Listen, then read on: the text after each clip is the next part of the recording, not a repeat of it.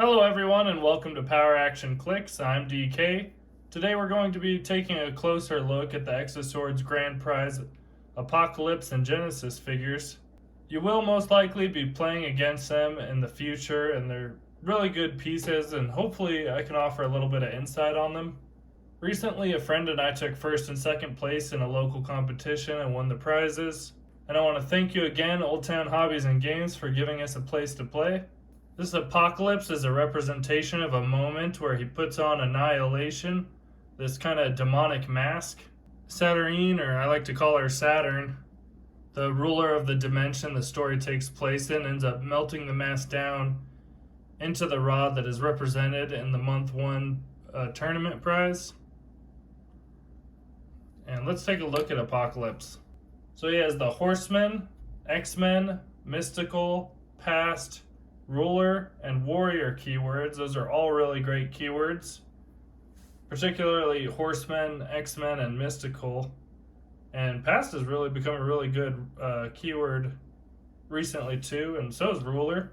And of course he has a Sword Bearer trait, and he has a traded ability.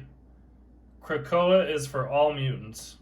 When determining theme teams, characters with the Araku keyword gain the X-Men keyword. When a friendly character with the X-Men keyword would be hit with a close attack, if they can use Blades, Claws, and Fangs, they may roll a d6. If they do and the result is greater than the attacker's printed damage value, they evade the attack. This is a really good traded ability, especially in X of Swords, and people will be using swords going into the future. And then he has the movement ability, the External Gate, Flurry, Phasing / Teleport. When Apocalypse uses Phasing Teleport after resolution, he may make a close attack. So he can move and attack with this ability. And it looks like he does have that ability on each of his starting clicks. Then he has a defense ability, Destructive Parry, Stop, Invincible, Super Senses. Each time this click is revealed due to taking damage from an attack, KO an object equipped to the attacker. If the attacker was not equipped, deal them 1 penetrating damage. This is a really good ability. Both Apocalypse and Genesis have the same ability. I have broken a few swords with this Destructive Parry, and I'm glad that they did give this ability an effect if they don't have a sword. It deals 1 penetrating damage. A dual fated millennia ago charge.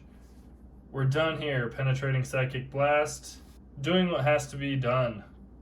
Steal Energy. I'm not fighting to save myself. Invincible. These are all lines from the comic book. But to save our people and vulnerability. No matter what battle I had won that day, Outwit. No matter what mystery I had unlocked, Probability. I'm always thinking about how this ends. And I believe he's talking about the fight with Genesis, his wife. And something a little bit different about this Apocalypse and this Genesis than their other figures is they do have Team Mystic's team ability, which makes them a little bit better than those versions in my opinion. And the significant appearance, Exosword's Creation 1. He has a range of 7 and can target 2. And then he has the point values, 295, 145, and 35. I'd definitely be running him more at 145 and 35 point values. They're all pretty viable. The Mystic's team ability makes him stand out a little more from the others in the set. It makes him a good candidate for Soul Sword, so you could get those added bonuses. He has 11 clicks of health, so I'd say 145 is a pretty good point value to run him at. That'd give you 150 points of wiggle room. You could probably add another couple Horsemen or a couple X-Men. But he also has that teleporting flurry attack. That's really good. Lots of invincibility, penetrating Psychic Blast, Steal Energy. One of my friends in the community the other day took him out with Superman, I think it was. He just had to strong arm the Apocalypse. This Apocalypse is beatable. Now let's take a look at Genesis. Genesis is Apocalypse's long-lost wife that was looking to get revenge on him for abandoning her and their children, the first horsemen. As you can imagine, anyone that stands with Apocalypse is fierce, and she is no exception. I'm trying her out on a couple different Araku and Horseman teams. This is an awesome bust of her. I love it. And just love the figure. Let's take a look at her card. And she has the keywords Araku, Horseman, Brute, Ruler, and Warrior. Again, all great keywords. Of course, she has the Sword Bearer trait.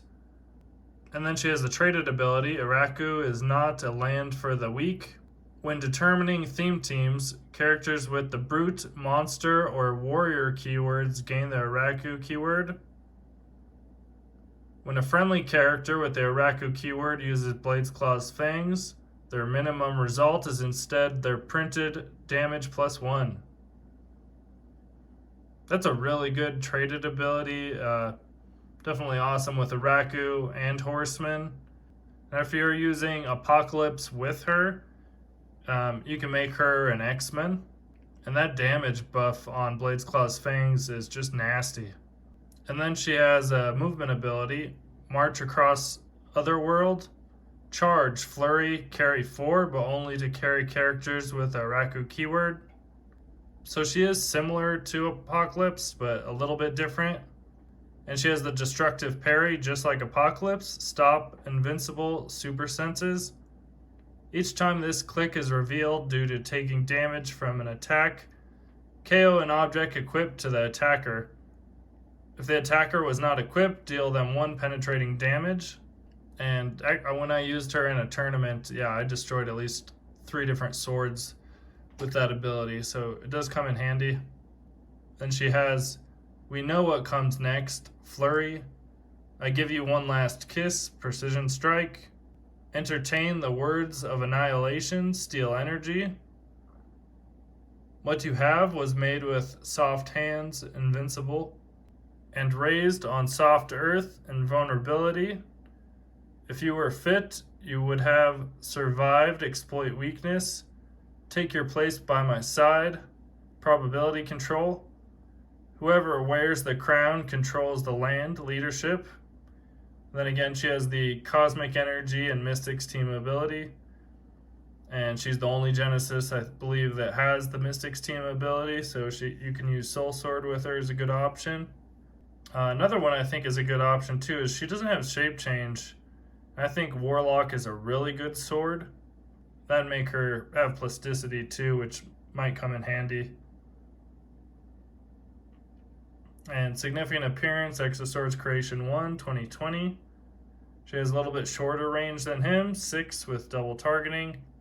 She has the 295, 145, and 35 point value, just like Apocalypse. And she has her movement and carry ability with Flurry. She has Precision Strike, which is nice. Lots of Invincible to get through if you want to take her out. Exploit Weakness, Probability Control, again, just like Apocalypse. She has plenty of clicks to steal energy and Flurry. When I played her, everybody actually avoided her. She ended up just surviving the whole game.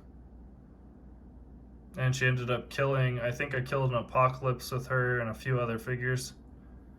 So she was definitely formidable. And just something to mention, I do believe her traded ability works on herself. It just says when a friendly character with the Araku keyword. So she does get that +1 damage. She's definitely a heavy damage dealer with Flurry. And yeah, just an amazing figure. And I did take second in the tournament and was able to get this Genesis. Definitely using her a lot in the future and trying some different teams with her. Love it, love the comic book. And I was using Grass Cutter on her, but it really didn't help that much. I was using her at the middle value and having 4 damage plus that 1 for using Blades, Claws, Fangs really, made the grass cutter not really worth having on her. So I definitely recommend either Soul Sword or Warlock. There's some other options too in there. I love Warlock. That's probably one of my favorite swords. I mean, Blades, Claws, Fangs, Plasticity, and Shape Change for 10 points. It's pretty awesome.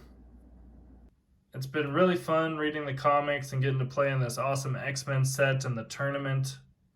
My last month 3 tournament is coming up in the next couple days, and I'm planning on putting out my final video about the Exoswords tournament series. If you have any comments or strategies on how to play with or against Apocalypse or Genesis, please don't forget to leave them in the comments below. I want to thank you all for watching, and we'll catch you on the next one.